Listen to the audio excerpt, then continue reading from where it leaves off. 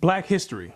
According to the public school system, Negroes were brought to America in 1619, forced to work as slaves on plantations, until one day this great white man named Abraham Lincoln came along and felt bad for the slaves and signed the Emancipation Proclamation in 1863, which freed the slaves.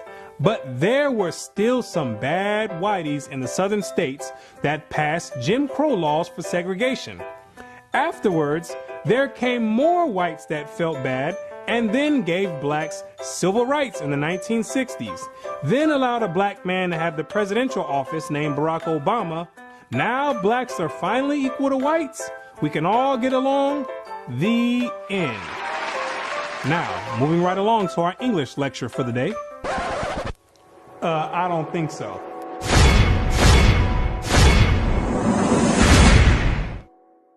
Black history. What do you know about black history? Let me ask you a question. Prior to the transatlantic slave trade in the 1600s, what was your nationality? What did you call yourself? Some may say African. Well, Africa is a continent, and in that continent there's over 47 different countries in there. Which one do you come from? What language did you speak prior to the 1600s? Was it English? There's over 1,500 dialects being spoken in the land of Africa. Pick one. What clothing did you wear? Was it high heels and stilettos? Skinny jeans and Vans? What food did you eat? Hamburgers and hot dogs? French fries and SpaghettiOs? What religion did you partake in? Who was your God? Was it Christianity and Cesare Borgia? Most of you have no idea about the answer to these questions. You have no recollection of any history prior to the transatlantic slave trade. Now, is that a coincidence or by random chance? I don't think so. Have you ever asked yourself, why is it that in the public school system that every time the subject of black history is taught, it always begins in the 1600s and with slavery? Why is that? Doesn't that raise some antennas and spark inquiry? Why is it that the public school system is so committed to revolving black history solely on the past 400 years? Why is that? Is it because there's a deficiency in historical data? Or maybe because there's no history at all prior to the 1600s? Maybe black people just poofed out of thin air, sporadically, landed on slave ships, and they said, hey, we got a new species here, and start importing and exporting them all over the world. Maybe that's what happened.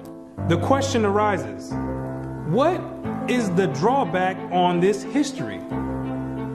Why does it keep being withheld? What's the big idea about it? Why is it being held hostage? That's the question. Why can't it be expounded on? 100 years prior to the 1600s? 300 years? 500 years? 1,000 years? Why is that information not being revealed? What's the big secret? What's the mysticism about it? What you're going to come to realize is that your identity is the biggest kept secret on the planet Earth. Oh, you thought that NASA and the space station and the secret missions being conducted by them, oh, you thought that was the biggest kept secret on Earth. No, this is bigger than that. You thought that the government and the CIA and the FBI hiding information about UFOs and Planet X and Nibiru and aliens, you thought that was the biggest information and biggest kept secret. No, this is bigger than that. The elite Confederate has spent billions of dollars and constructed an innumerable amount of psychological stratagem to ensure that you never received and acquired this information that's about to be put out. You're about to receive pertinent information from some of the most reputable biblical scholars, historians, and archaeologists. And they all know something that you don't know. And that's your identity. Ham, the youngest son of Noah, born probably about 96 years before the flood, and one of 8 persons to live through the flood. He became the progenitor of the dark races, not the Negroes, but the Egyptians, Ethiopians, Libyans, and Canaanites. Wait, the churches and the pastors, which are set up by the government, all teach in unison a doctrine that all black people come from the seed of Ham. But once you open up scholastic sources, you'll find out that the biblical scholars say something totally different from what's taught in Orthodox Christianity. What do they mean by Ham is the father of the dark races but not the Negroes? The Negroes themselves are a dark race of people, so how can you say that Ham is the father of all these dark races and exclude the Negroes? What are the biblical scholars trying to convey? What the biblical scholars are saying is that you're not African. There's only 4 families according to the Bible that make up the native population of Africa, or the land of Ham. And the biblical scholars know that you don't descend from any one of those 4 families. In order to write that in a scholastic and academic book, the biblical scholars have done extensive and thorough research on both the so-called Negroes and the Africans, the native Africans. And they came to the conclusion after the extensive research that the Negroes don't have anything to do with the native Africans at all. They're 2 totally separate people. In the 1840s, Morton collaborated with George R. Gliddon, an Egyptologist, who provided him with mummy heads and information about the racial significance of Egyptian tomb inscriptions. In Crania Aegyptiaca, published in 1844, Morton pointed out that both cranial and archaeological evidence showed that the Egyptians were not Negroes. In 1840, Dr. Morton was trying to find out the racial origin of the so-called Negroes that were in America in slavery. So he got together with the Egyptologists, which supplied him with the mummy heads, and what he did was conduct an extensive research on the cranial remains of the heads in Egypt, in contrast to the cranial remains of the heads in America. And what he found out is that the Negroes that were in slavery were not Africans. He found out that the skulls were 2 totally different types of skulls. The Negro's head was longer than the Egyptian head. The physical characteristics from the outside look similar, with the thick lips and the broad nose. But once you start delving into the real characteristics, he found out that there were 2 totally different people, as abolitionists and colonizationists had maintained, and that in fact, blacks had been relegated to the same servile position in ancient Egypt as in modern America. But what Dr. Morton did discover is that the Negroes that were serving slavery in America served the same position and servitude in ancient Egypt when they matched other skulls and other cranial remains in Egypt. They said these are exact matches. So what are the scholars saying? What you're going to find out is that they're saying that you are the biblical Israelites. Yes, you're the same exact people that served slavery in the land of Egypt. You're the same exact people that God sent Moses to go redeem under the hand of Pharaoh. You're the same exact people. And when you read the Bible, you'll find out that slavery is a central theme in the Bible. It's a reoccurring theme with the Israelites.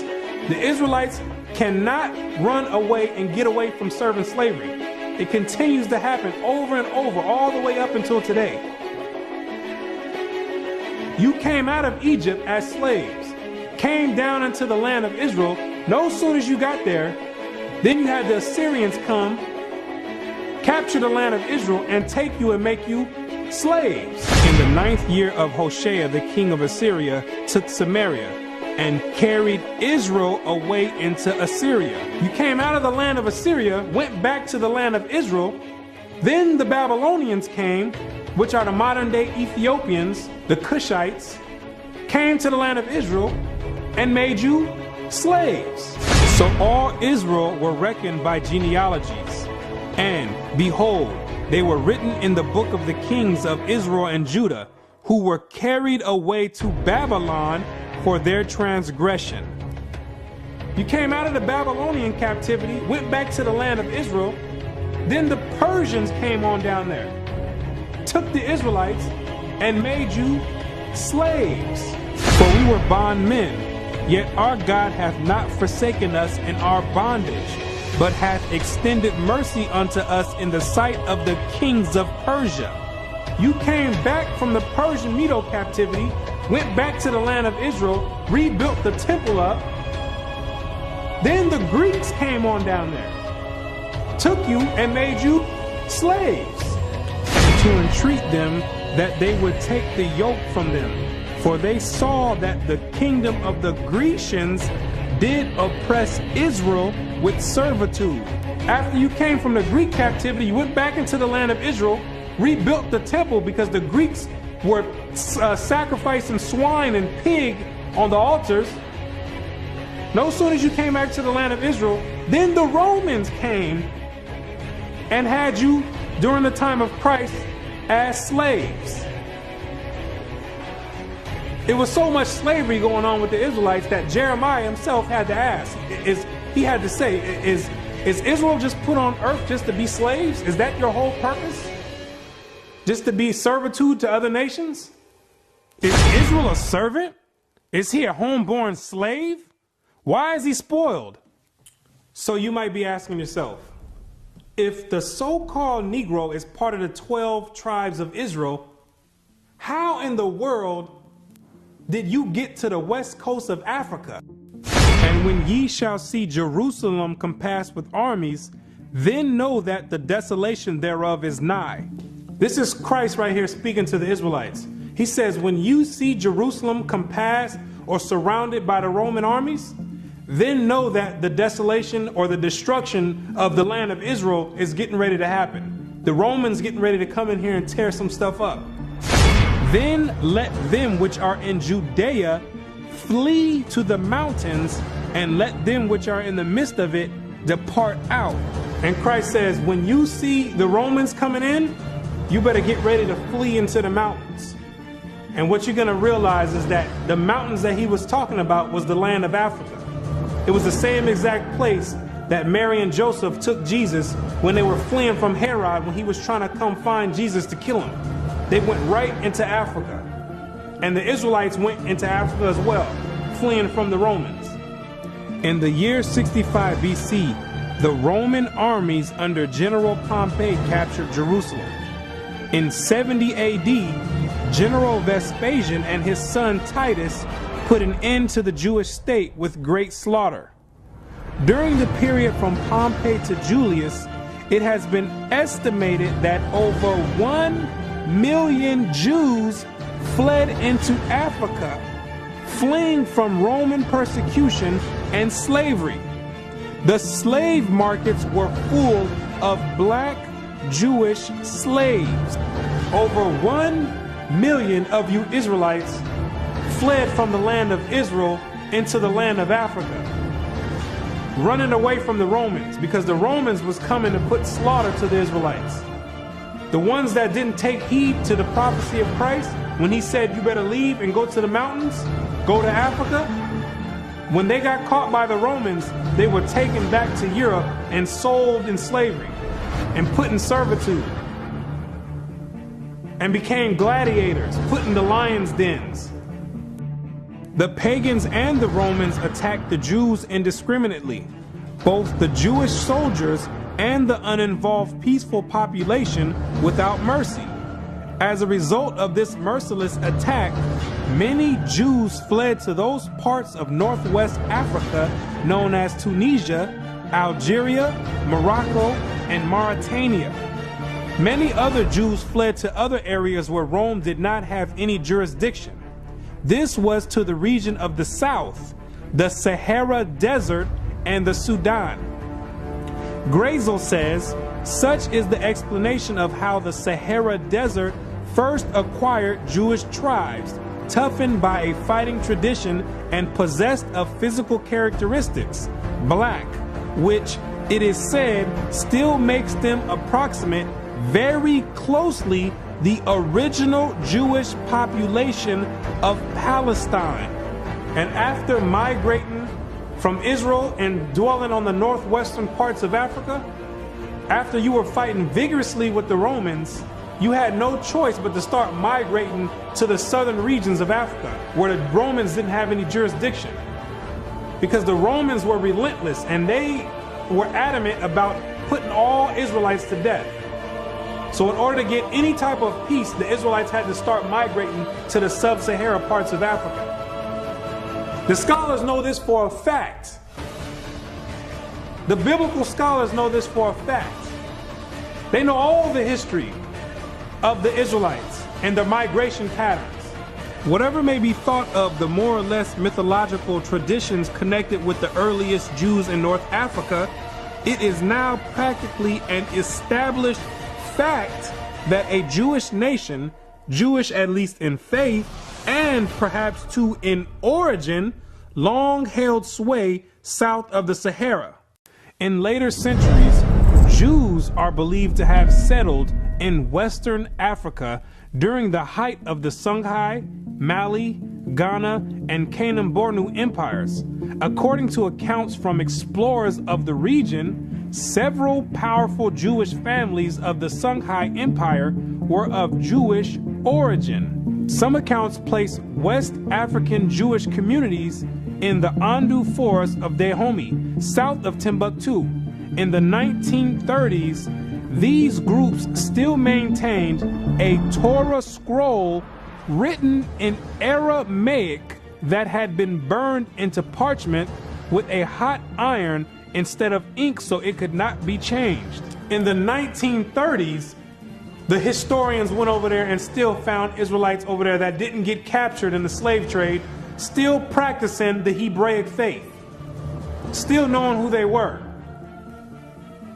With a Torah, which is the first 5 books of Moses, written in Aramaic.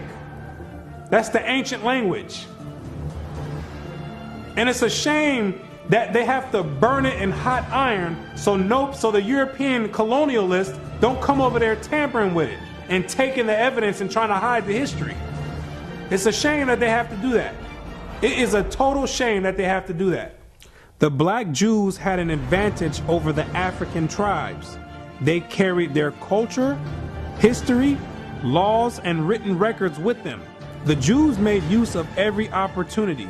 They were an industrious and skillful people.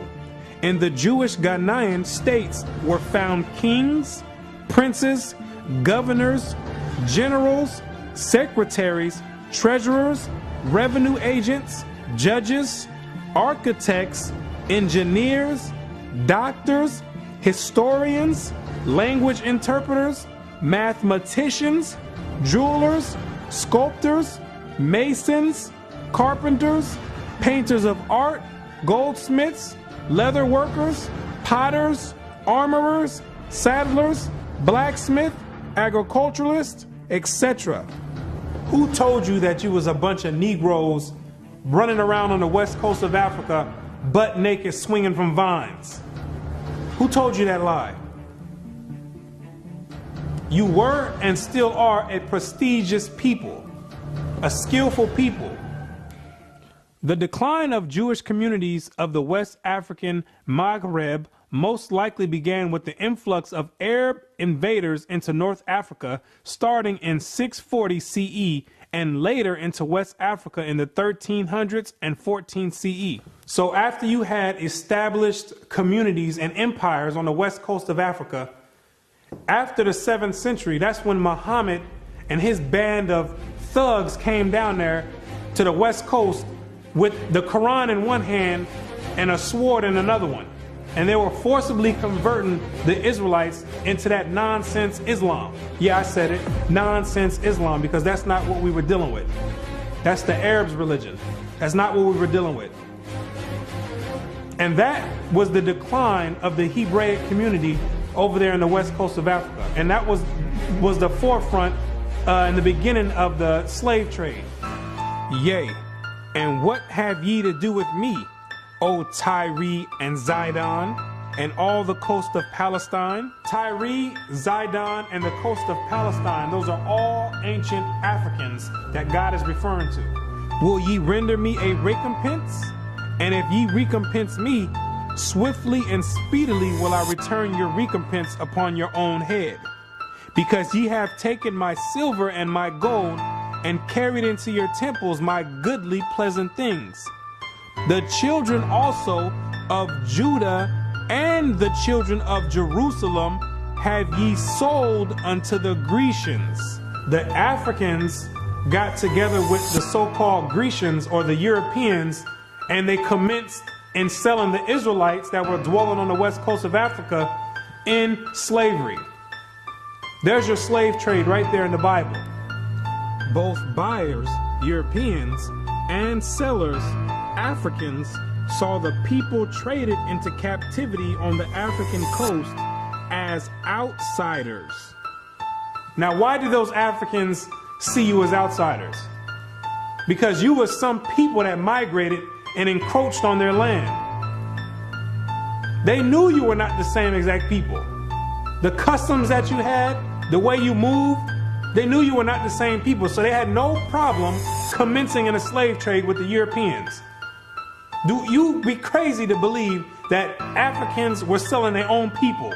That makes no sense at all. When the Europeans put that in the textbooks, they're using technicalities, saying Africans sold other Africans. When they're using technicalities, what they mean to say is native Africans were selling Israelites that were living in Africa. It'd be no different if somebody wrote history of 500 years from now and say there was a slave trade that happened here in America. Say black people got together and start selling white people to the Chinese. If somebody with the same mindset that the Europeans have wrote history 500 years from now, they would say Americans were selling other Americans to the Chinese. When it's two totally different nation of people living in America. You can't just say Americans sold other Americans. Two totally different people. It's the same exact scenario on the west coast of Africa. There are both oral and written explanations that trace the origin of the Igbo. And the most tantalizing is an association of the Igbo to the Hebrew race. This assumption is based on the fact that Igbo culture has many similar traditional customs like that of the Jews. Similar customs are observed in marriage negotiations, childbirth and circumcision, restitution, attitude to totem animals and taboos, as well as hospitality to others, especially to strangers, etc. The Igbo are therefore said to be the split and lost group or tribe of Israel that refused to wander further northeast with Moses, but preferred going down southward. The Igbo people have many Jewish traditions. Naomi Katz, the current Israeli ambassador in Nigeria, and others point to their possible ancient Israelite origins. See, the scholars, they've done their research on the Igbo tribe, extensive research. And they've compared the traditions of the Igbo tribe, and they've matched them up to the biblical traditions of the Israelites. And they said, whoa, these are strikingly similar. The only way that these people could be practicing the Hebraic faith this close is if they were the biblical Israelites themselves. So you may ask yourself, what is the significance of the Igbo tribe to the so-called Negro in the Americas? When you do the research, what you're going to find out is that the Igbo tribe is one of the main sought-out tribes that were captured and sold in the transatlantic slave trade and came right here to America. The British were the major buyers before they banned their own slave traffic in 1807. They were replaced by the Portuguese and the Spanish for as long as the traffic continued here. The majority of the captives were speakers of Igbo dialects. You can hear me clearly, Rabbi. Let us have your name once more. My name is Rabbi Yehuda Ben Shomer. Okay. Well, is it okay if we just call you Yehuda? Yeah, that's fine. Today? Okay, yeah, that's great. fine. No problem at all. I'll go on even further to say this, that the slave trade is actually connected to Deuteronomy 28, because the majority of the slaves that were brought to the Caribbean islands and brought to the Americas were Igbo people, were people of Hebrew and Hebraic Israelite descent, if you will. And so if you read Deuteronomy chapter 28, it matches perfectly what happened to the Hebrew slaves, the black Hebrew slaves, during the slave trade. It just matches it perfectly. Back up now. I think we just rung a bell here. Hold up now. Okay. Hold up. Hold the presses. Okay. Hold up. I hope everyone is listening to this. This is you about to rock some boats now, Ben Yehuda there. Hold up now. Listen to what he's saying here. So you are saying that there's a great chance, or more so, that the black people that links directly to the slave trade are from the lost tribes of Israel. Is that what you're saying here, sir? Yes, I am. Now, granted, I will qualify that I don't. Wait a second. I don't believe that every single black person is Hebraic or Jewish, but I'm saying that the majority of the slaves involved in the slave trade were Hebrews. These people knew exactly who they were buying and selling, both the Africans and the Europeans. The Europeans, which are the Romans went after 70 AD, they went conquering, and they done hid themselves under different nationalities after they done conquered the native people that were in those lands in Europe. Hid themselves under the French, under the British, under the Portuguese. They're the same exact Romans. And all they're doing is continuing the agenda that was put in place in 70 AD. When they came down there looking for the Israelites. It's the same exact agenda. And carrying it forward to today. It's the same exact agenda.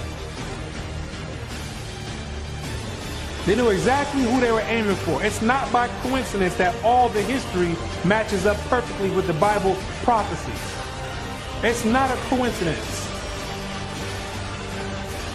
And then they push a doctrine on you in church talking about it doesn't matter. So then you never go and look for this information. Now you see exactly why they don't put none of this in black history, why they don't go prior to the 1600s. You start digging prior to the 1600s, and then you find out you come or descend from the Igbo tribe. You start doing your research. Well, let me find out a little bit more about this Igbo tribe. Then you find out that the Igbo tribe are known as fact descend from the 12 tribes of Israel.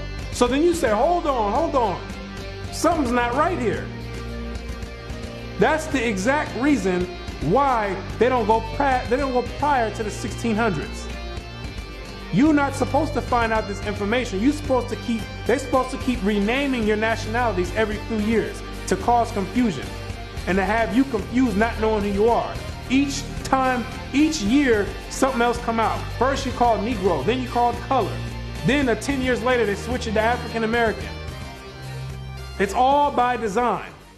Now you have to be asking yourself, if you are supposed to be the people of God, the chosen people of God, why is it that he continues to allow you to keep going into slavery after slavery after slavery? And why does he have you building up everybody's civilization off of the back of your slave labor. And it shall come to pass, when thou shalt show this people all these words, and they shall say unto thee, wherefore hath the Lord pronounced all this great evil against us? Or what is our iniquity? Or what is our sin that we have committed against the Lord our God? Then thou shalt say unto them, because your fathers have forsaken me, saith the Lord, and have walked after other gods, and have served them, and have worshipped them, and have forsaken me, and have not kept my law. What you're going to realize is that when Moses brought you out of the land of Egypt and you entered into the wilderness, you entered into a covenant with the Most High God, the creator of everything you see in heaven and in earth. You entered in a blood in and blood out agreement with the creator. And he kept his end of the bargain, but you never kept yours. And he took the book of the covenant and read in the audience of the people. And they said, all that the Lord hath said, we will do, and be obedient. And Moses took the blood and sprinkled it on the people and said, behold, the blood of the covenant, which the Lord hath made with you concerning all these words. Once Moses sprinkled the blood on you, there was no way out of it. You entered into the covenant. And it shall come to pass, if thou shalt hearken diligently unto the voice of the Lord thy God, to observe and to do all his commandments, which I command thee this day, that the Lord thy God will set thee on high above all nations on the earth. And all these blessings shall come on thee and overtake thee, if thou shalt hearken unto the voice of the Lord thy God. You see, if you kept your end of the bargain, the deal was the Most High was going to set you above all nations on the planet Earth. You know, the same spot that the Europeans have today, that was supposed to be your spot if you kept his laws, statutes, and commandments. But, that means there's a stipulation. There's two sides of the bargain. It shall come to pass, if thou wilt not hearken unto the voice of the Lord thy God, to observe to do all his commandments and his statutes which I command thee this day, that all these curses shall come upon thee and overtake thee. Thy sons and thy daughters shall be given unto another people, and thine eyes shall look and fail with longing for them all the day long, and there shall be no might in thine hand. Thou shalt beget sons and daughters, but thou shalt not enjoy them, for they shall go into captivity. The stranger that is within thee shall get up above thee very high, and thou shalt come down very low. Moreover, all these curses shall come upon thee, and shall pursue thee, and overtake thee, till thou be destroyed, because thou hearkenest not unto the voice of the Lord thy God, to keep his commandments and his statutes which he commanded thee. And they shall be upon thee for a sign and for a wonder, and upon thy seed forever, because thou servest not the Lord thy God with joyfulness and with gladness of heart for the abundance of all things. Therefore shalt thou serve thine enemies, which the Lord shall send against thee, in hunger and in thirst and in nakedness and in want of all things. And he shall put a yoke of iron upon thy neck until he have destroyed thee.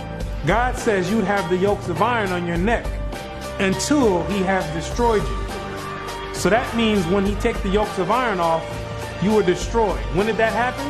In 1863, when Abraham Lincoln signed the Emancipation Proclamation. The yokes of iron came off. But at that time, your whole history had been whipped out of you. When the master gives you something, you take it. He gave it a name. It's a nice name. It's Toby. And it's going to be yours till the day you die. Now, I know you understand me, and I want to hear it. Again!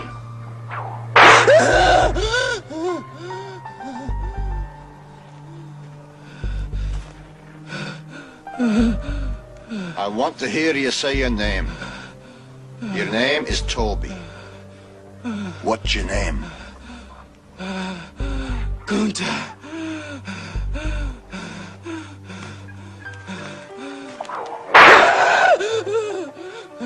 Lord God, help that boy. They're gonna whip him dead. What's your name? Say it. Toby. Who are you? Say your name.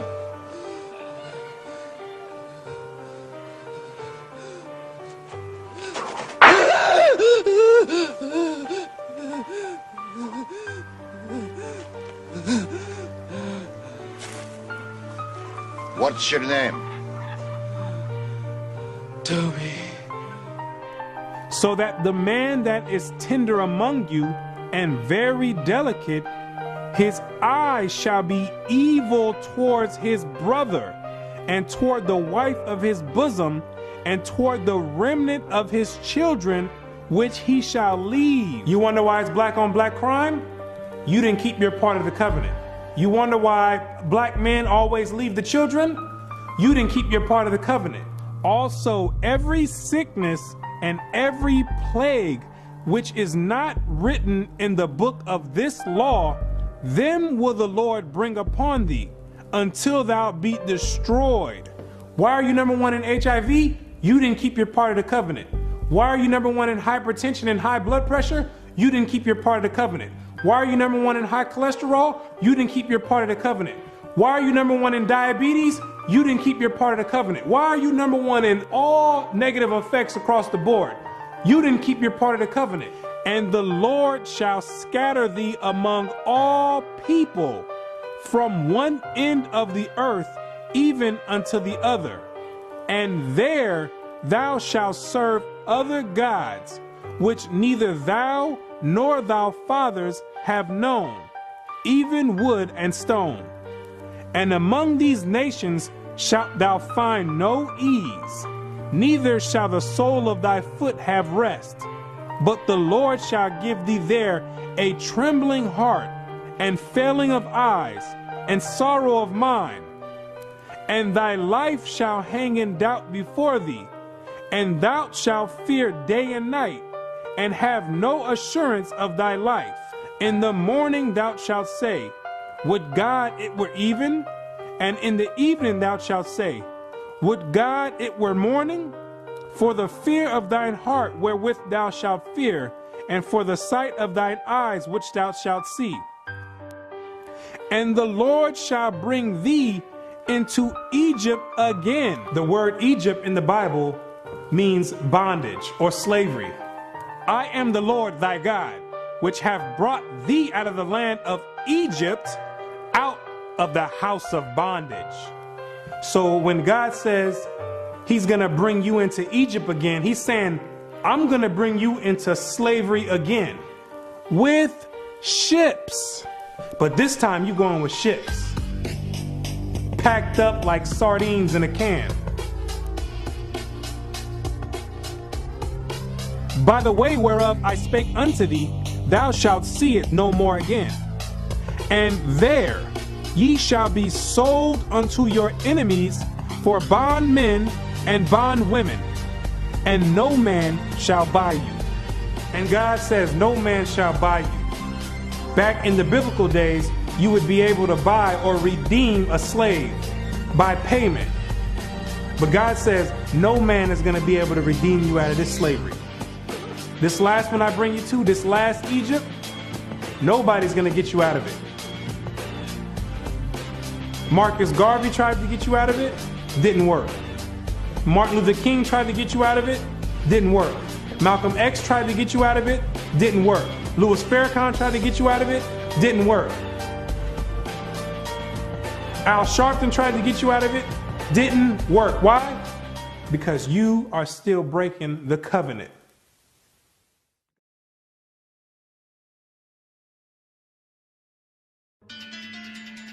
If you're the real Israelites, who are these people over there in the land of Israel claiming to be you? Those are Romans, Europeans. They got pushed up in the South Georgia, Russia, in the Caucasus Mountains, and hid themselves under the name of Khazars. Between the 8th and 9th century, the Khazarian Empire under King Bulan adopted the traditions of the Israelites and mixed it with paganism and called it Judaism. Yes, we know your history too. Then after the Holocaust, which was politically motivated, the elite used that as a pretext to invade the land of Israel and took those Khazarian converts and placed them in that land in 1948. In May of 1948, a new Jewish state, Israel, was born in a bath of blood. Jewish troops routed Arab forces from the city of Haifa in the first of a series of battles that were to reverberate through the years.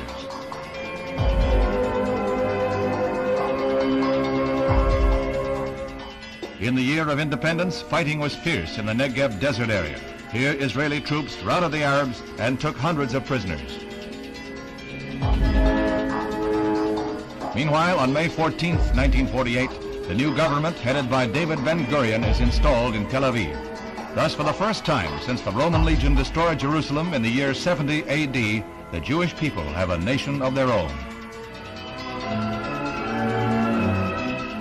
United Nations teams accompany Israeli soldiers under the white flag to retrieve the bodies of soldiers killed in the continuing strife with Arab troops. The UN was able to effect some uneasy pacts calling for a truce, but skirmishes continued to break out. Dr. Chaim Weizmann joined Premier Ben-Gurion in the government. The Jewish patriot became president as Israel went before the United Nations to seek a place in that world body. The Middle Eastern Arabic nations were in violent opposition, and when Israel was voted a membership, they walked out in a body. For the rest of the day, their seats remained empty, but they returned the next morning to no further incident. Thus, history was made as the Jewish state of Israel was born. Conceived in strife and weaned on violence, Israel has flourished to become a constructive voice in world affairs. Her flag became a symbol of hope. To destabilize the Middle East. Prior to that, those people never lived in the land of Israel. Prior to 1948, those people never stepped foot in the land of Israel. Those are Europeans hiding themselves, European Romans hiding themselves under Jewish. That's what they keep doing each time. They keep going different places and taking on different nationalities. They're the same exact people. These are the same exact people that funded your transatlantic slave trade. Yes, the same Jewish man. The same Romans. These are the same people that's responsible for your 400-year short span Black history curriculum. These are the same exact people that control the media outlets and push rap music on the whole Black community and support it and push it on the forefront. The same exact people. They control all the media.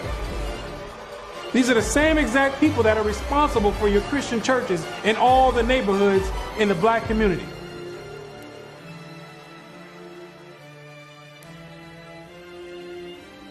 The Bible says when the real Jews get in the land of Israel, there will be no more war. Since those converts, Khazarian converts, went into the land, it's only been war. They don't fit the prophecies. They over there dealing with Satan. I know thy works and tribulation and poverty, but thou art rich. And I know the blasphemy of them which say they are Jews and are not, but are the synagogue of Satan, using the Babylonian Talmud as their authoritative source. These people are not the real Jews, and they have nothing to do with the Most High God and the biblical Israelites. They're not the real Jews, and they're dealing with Satan at the highest level. What are these nations trying to accomplish by suppressing all this information? What you're going to realize is that there's a group of nations that are confederate together that have been trying to get rid of the Israelites from way back when, so they can offset the Bible prophecies. Keep not thou silence, O God. Hold not thy peace, and be not still, O God. For lo, thine enemies make a tumult, and they that hate thee have lifted up the head. They have taken crafty counsel against thy people, and consulted against thy hidden ones. They have said, come, and let us cut them off from being a nation, that the name of Israel may be no more in remembrance. The elite know that America, according to the Bible, is the last kingdom before the return of the Messiah.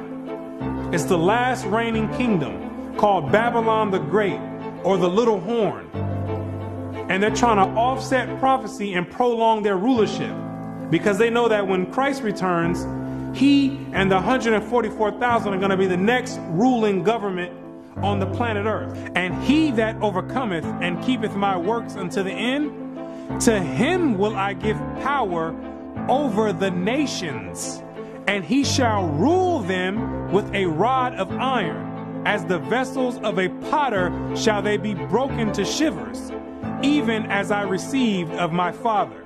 And I heard the number of them which were sealed, and there were sealed 144,000 of all the tribes of the children of Israel. The elite don't want this prophecy to go forth. They're going to do anything in their power to offset the prophecies and prolong their rulership, because they know that once the Israelites are in rulership or in authority, that all these nations that had a hand in enslaving the Israelites, they're all going in captivity. It's going to be their turn for servitude. For the Lord will have mercy on Jacob, and will yet choose Israel, and set them in their own land. And the strangers shall be joined with them, and they shall cleave to the house of Jacob. And the people shall take them and bring them to their place. And the house of Israel shall possess them in the land of the Lord for servants and handmaids, and they shall take them captives, whose captives they were, and they shall rule over their oppressors. Therefore, all they that devour thee shall be devoured, and all thine adversaries, every one of them, shall go into captivity. And they that spoil thee shall be a spoil, and all that prey upon thee will I give for a prey. He that leadeth into captivity shall go into captivity. He that killeth with the sword must be killed with the sword. Here is the patience and the faith of the saints. The elite have got together with their top scholars in their think tanks, and they know these prophecies to a T. They didn't study this book back and forth. They understand all the breakdowns and prophecies. So in order to prevent these things, they have to suppress history and rewrite history and flood the media outlets with all types of futile material like rap music, Atlanta Housewives, and other reality TV nonsense to keep your mind occupied on entertainment and diverted from anything with any significance. And the success rate of that to black people is extremely high. The black man won't pick up a book if his life depended on it. A book is kryptonite to the black man. It's like spraying Raid on a roach. They say if you want to hide anything from a black man, you put it in a book. But despite these efforts of trying to offset prophecy, there's Israelites waking up all over the world by the thousands, coming up out of sleep and getting rid of these Gentile gods and coming back to the Most High God, the creator of heaven and earth, and keeping their end of the bargain. For the children of Israel shall abide many days without a king, and without a prince, and without a sacrifice, and without an image, and without an ephod, and without a teraphim. Afterward shall the children of Israel return and seek the Lord their God and David their king, and shall fear the Lord and his goodness in the latter days. The kingdom of heaven rulership, the governing body, is being set up right now in the midst of everyone, and nobody even knows it.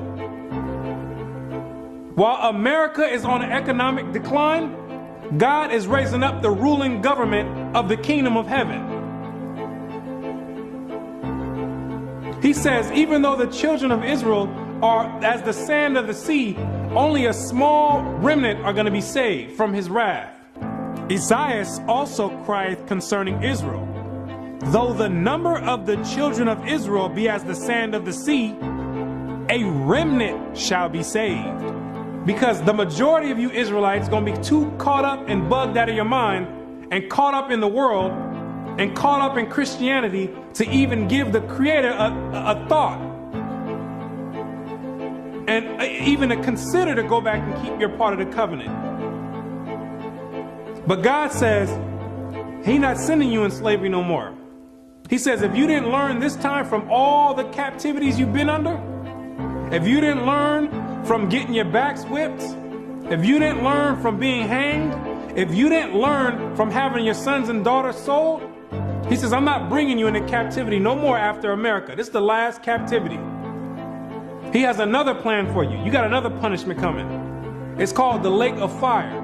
But the fearful and unbelieving and the abominable and murderers and whoremongers and sorcerers and idolaters and all liars shall have their part in the lake which burneth with fire and brimstone, which is the second death. And you're going to be there for a very long time. But to those that have an ear and come back and return to the Heavenly Father, He's going to make a new covenant with you. For finding fault with them, He saith, Behold, the days come, saith the Lord, when I will make a new covenant with the house of Israel and with the house of Judah. The Bible says that the new covenant is with the Israelites, not all nations. He made the first covenant with you, and He's making the next covenant with you as well. Not according to the covenant that I made with their fathers in the day when I took them by the hand to lead them out of the land of Egypt, because they continued not in my covenant, and I regarded them not, saith the Lord. For this is the covenant that I will make with the house of Israel after those days. What does it mean after those days? It's talking about when you get into the wilderness. Yes, you have to go to the wilderness again. The same way when you came out of Egypt and you went into the wilderness and made the first covenant is the same exact way when you come out of America, which is the modern Egypt, you're going to have to go into the wilderness again. And I will bring you out from the people and will gather you out of the countries wherein you are scattered, with a mighty hand and with a stretched out arm and with fury poured out. And I will bring you into the wilderness of the people, and there will I plead with you face to face, like as I pleaded with your fathers in the wilderness of the land of Egypt. So will I plead with you, saith the Lord God.